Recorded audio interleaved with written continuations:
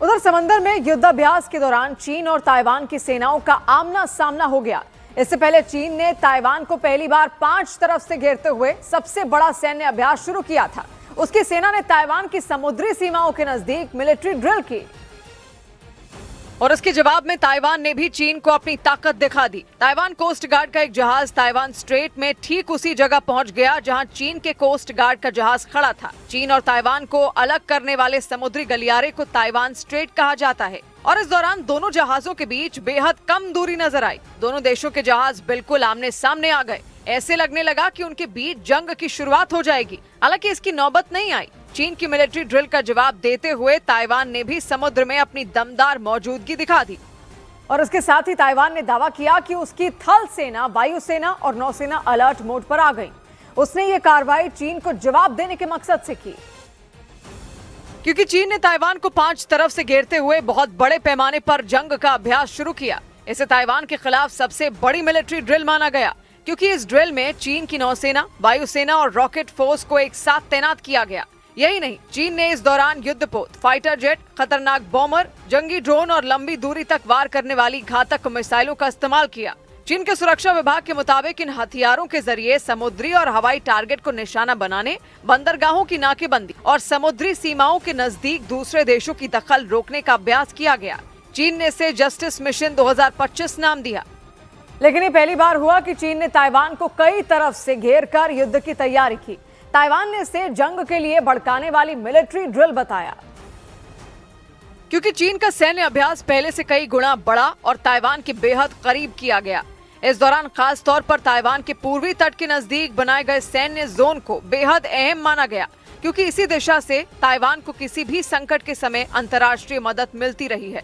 लेकिन चीन ने उसे भी घेरने की तैयारी शुरू की। उसकी सेना ने ताइवान के उत्तर, उत्तर पूर्व, पश्चिम, दक्षिण और पूर्वी तट के आसपास अलग अलग जोन बनाकर लाइव फायर ड्रिल शुरू की। यानी चीन की सेना ने ताइवान स्ट्रेट को पार कर उसे घेरने का अभ्यास किया। चीन की इसी मिलिट्री ड्रिल ने पूरी दुनिया में खलबली मचा दी। चीन लंबे वक्त से ताइवान को अपना हिस्सा बताता रहा है और चीन ने ताइवान के कई द्वीपों को भी घेर कर उसे बहुत बड़ी चुनौती दे दी। उसने ताइवान के उन द्वीपों के नजदीक कई रॉकेट और मिसाइलें दाग दी और इसकी वजह से चीन और ताइवान के बीच एक बार फिर तनाव चरम पर पहुंच गया। दोनों देशों के बीच जंग की तलवारें लटक गईं। चीन ने अपने फुजियान प्रांत से जंगी जहाज भेजकर ताइवान के मात्सू और किनमेन द्वीपों के नजदीक भी युद्ध का अभ्यास किया। ये दोनों द्वीप चीन की सीमा के नजदीक है, लेकिन इन पर अधिकार ताइवान का है। उत्तर पश्चिम प्रशांत महासागर में मौजूद ताइवान चीन से महज 160 किलोमीटर दूर है और उस पर कब्जे की नीयत से चीन ने कई बार उसके नजदीक जाकर अपनी सैन्य ताकत दिखाई। उसने कई बार ताइवान को युद्ध के लिए भड़काया। हालांकि दोनों देशों के बीच तनाव भड़कने के बावजूद जंग नहीं हुई, लेकिन चीन की इस हरकत से दोनों देशों के बीच एक बार फिर जंग जैसे हालात बन गए। माना जा रहा है कि अमेरिका और ताइवान के बीच कुछ रोज पहले हुई हथियारों की बड़ी डील से चीन बौखला गया और उसने उसी बौखलाहट में ताइवान को घेरकर सबसे बड़ी मिलिट्री ड्रिल शुरू कर दी। अमेरिका ने हाल ही में ताइवान को करीब 1100 करोड़ डॉलर यानी भारतीय रुपयों में करीब 1 लाख करोड़ के हथियार बेचने की घोषणा की थी। इसे दोनों देशों के बीच सबसे बड़ी डिफेंस डील बताया गया। इसके तहत अमेरिका ने ताइवान को आधुनिक missile defence system, rocket launcher और दूसरे सैन्य उपकरण देने पर मुहर लगाई। माना जा रहा है कि चीन ने ताइवान को घेरकर युद्ध का अभ्यास कर ये संदेश देने की कोशिश की कि ताइवान की सैन्य मदद करने वाले देशों और खासकर अमेरिका को वो जवाब देने के लिए तैयार हैं। और इस बीच अमेरिका के राष्ट्रपति डोनाल्ड ट्रंप ने ताइवान और चीन के बीच किसी भी जंग के हालात से इनकार कर दिया और इससे नहीं ताइवान और उसके साथ खड़े अमेरिका को घबराने की जरूरत है। अमेरिका के फ्लोरिडा में एक प्रेस कॉन्फ्रेंस के दौरान डोनाल्ड ट्रंप ने चीन के राष्ट्रपति शी जिनपिंग के साथ अपनी दोस्ती का हवाला देते हुए दावा किया कि चीन के इस सैन्य अभ्यास की वजह से जंग के कोई आसार नहीं है।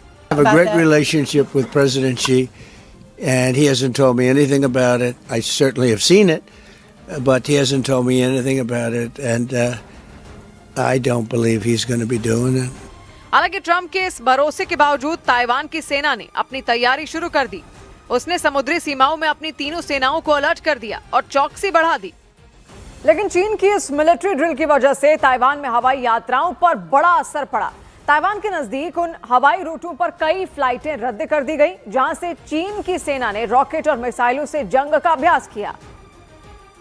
और इस वजह से ताइवान में करीब 1 लाख हवाई यात्री अलग अलग हवाई अड्डों पर फंस गए। उनकी फ्लाइटें या तो देरी से उड़ी या फिर रद्द कर दी गईं।